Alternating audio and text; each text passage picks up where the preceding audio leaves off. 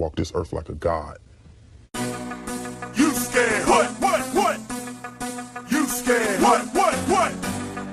You scared? What? Kicking in the door, I make the bitches hit the floor for keys. Yeah. Travis got it here, and I'm back with some more boxing. You know, I've really been trying to avoid entertaining this nonsense about Danny Garcia fighting John Molina Jr. Now, y'all know Danny Garcia was rumored to be fighting Andre Berto, right? I've been knowing this ever since Andre Berto fought Victor Ortiz. They was saying on air that the winner of that fight is going to get a crack at the WBC title. And y'all know, man, if Victor Ortiz would have won that fight like he expected, he was expected to win, then he would have got that fight with Danny Garcia. Both of the fights are going to sell big because Danny Garcia is a really big name.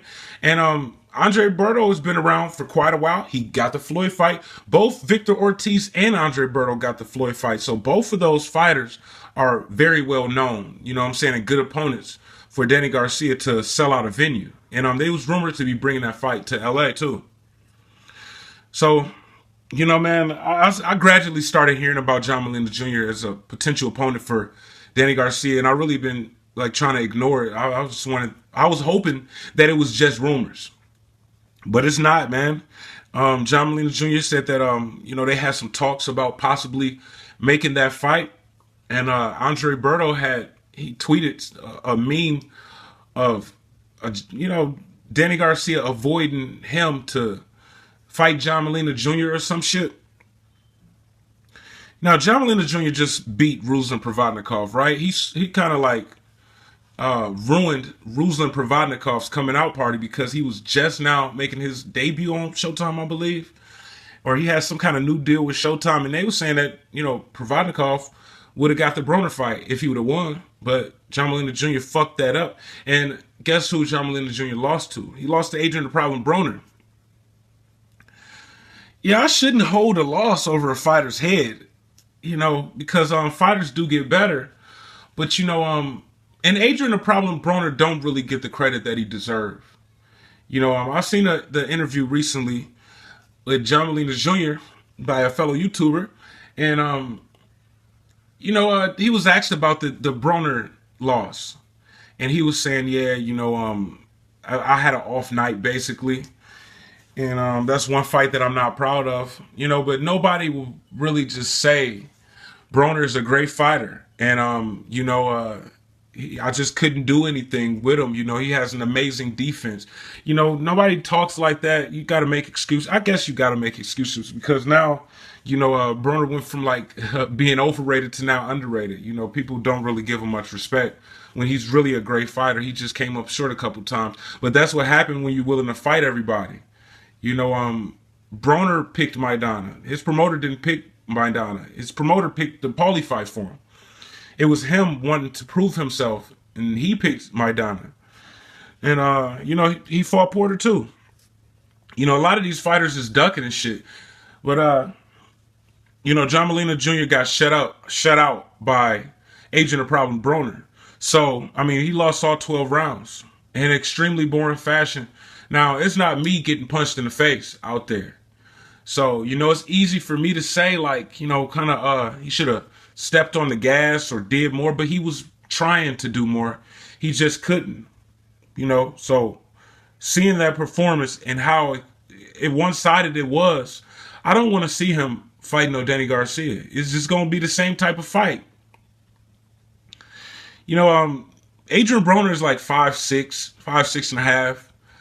Danny Garcia is like about 5'8", 5'8.5". So, you know, he's a couple inches taller than Broner.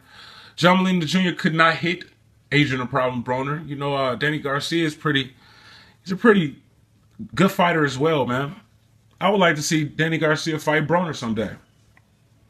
But, you know, you're going to be fighting a taller fighter, man, and maybe a naturally bigger man. And Danny Garcia. And I think that Danny Garcia, he would easily win that fight, man. You know, hopefully it would be entertaining. You know, John Molina Jr. did a lot of talking. Did a lot of talking before that Broner fight. I know y'all probably don't remember. He dropped some rap song that was a diss to Adrian Broner or some shit like. And he was talking all this shit like begging for that fight. And then he got in there and he looked like shit. You know, so After seeing that fight, I mean, with all due respect, I don't want to see him getting the Danny Garcia fight. You know what I'm saying? Yeah, the Ruzin Provodnikov win, that's a good win, you know, but for you to leave 140 and then get a crack at the 147-pound welterweight title against Danny Garcia, when you got shut out by Broner at 140, and now you moving up in weight, I don't want to see it. And Danny Garcia need to cut this shit out. Sit your ass down, man. I mean, fight Andre Berto. That's going to be a tough fight. That would have been a tough fight for Danny Garcia. You know, I was thinking, man, you know, if he was to take that fight, and Berto was a pretty strong fighter, man. He got a lot of power. And Broner's going to be coming forth. So, I mean, that fight was guaranteed action, man. It was going to be an action-packed fight, man. You know, I really wanted to see it, but I don't know what Danny Garcia is doing, man. And you can't really explain it. And look at this bullshit, man. You know, they came out with this article and shit, right? They lying. They just constantly lie. Motherfuckers don't give a fuck about us for real as boxing fans. You know, they see us as consumers. It's pretty much what we are, but, I mean, you know, show us some fucking respect. Now, they released this statement. I mean, it was really kind of like a blank statement because neither fighter said anything. I don't know if it was PBC but whatever the fuck, man. It was on BoxingScene.com. And they said, if Danny Garcia wins his next bout, presumably against John Molina Jr., multiple sources have confirmed that the undefeated WBC World Welterweight Champion likely would face Keith one-time Thurman in his following fight. It sounds good, don't it? Don't it? It sounds good. Like, don't lie. Yeah, it sounds good, man. But you gotta, like, see through the bullshit, man.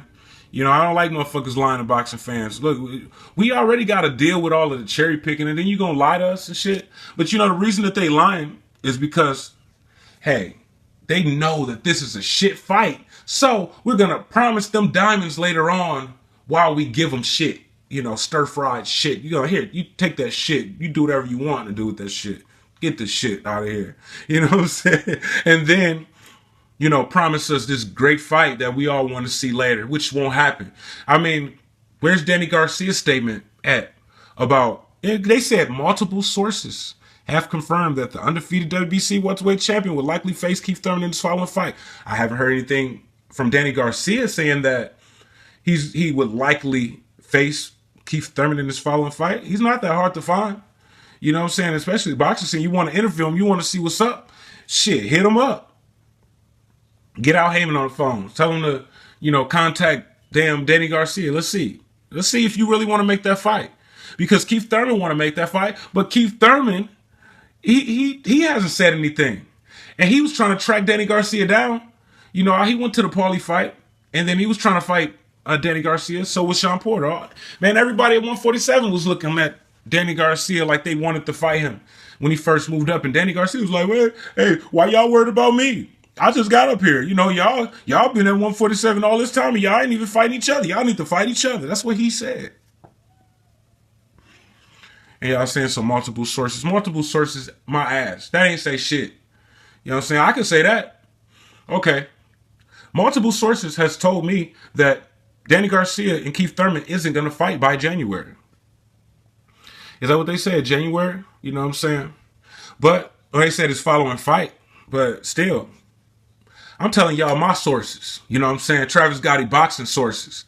I know. I got the inside scoop. You know what I'm saying? I got a couple vatos in the hood. You know what I'm saying? They know Danny Garcia from the block. You know, the mean streets of Philly. You know what I'm saying?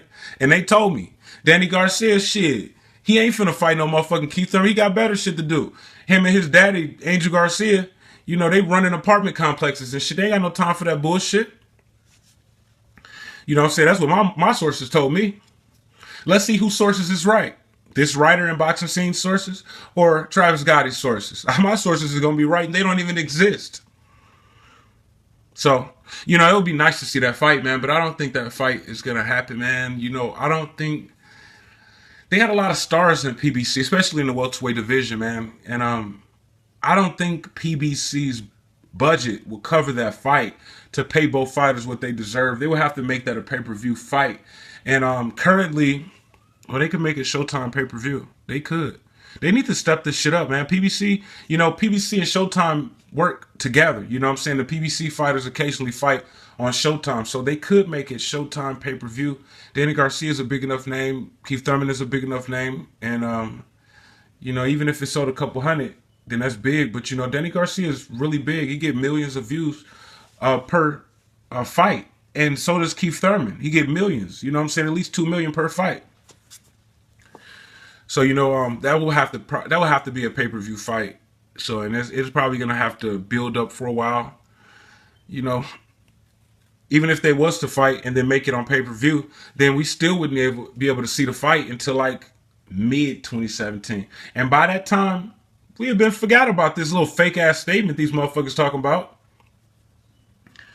But, you know, I hope this fight get rejected by PBC. You know, I know John Molina Jr. looking for a payday, but I'm pretty sure you got like at least a couple 100,000 against Rules of Provodnikov. But, you know, I don't really want to see this cherry pick from Danny Garcia. You know, I mean, how many excuses are we going to make for this guy? You know, he came up to 147, his first fight at the full welterweight limit. We was like, okay, man. You know, at first I'm like, damn, he cherry picking again. Because everybody know about Ross Salka, and now Danny Garcia is considered a cherry picker. But it was his first fight at 147. He was fighting in an inactive Paulie Malignaggi, who was coming off of a year layoff and his worst loss of his professional career, getting knocked out in 5 or so by Sean Porter. But, you know, it's your first fight at 147, so, you know, test the waters a little bit. And then he fought Robert Guerrero, who hasn't really ever done shit at welterweight besides, you know, punch Andre Berto on the back of the head and get that victory. Other than that, he hasn't done anything. You know, but that was, you know, Puerto Rico versus Mexico type shit. Y'all know those rivalries always sell because it's always for, you know, entertaining fights. It always make for entertaining fights. And now he's fighting John Molina Jr., man. You know, it's looking like Danny Garcia is following the Keith Thurman route and fighting over-the-hill Hispanic fighters. And at least fight a fighter that's at 147 in your weight class. You know what I'm saying? You done moved up to 147. How you going to keep fighting motherfuckers that's at 140 and try to sell it? And it'll still sell. It's just like us as boxing fans, we got to take what we can get, you know, even if it's shit on pancakes. You know what I'm saying? We still got to take them pancakes because that's the only way we going to get them. I'm Travis Gotti. Thank you for tuning in to Travis Gotti Boxing. Subscribe. I gotta quit fucking with you.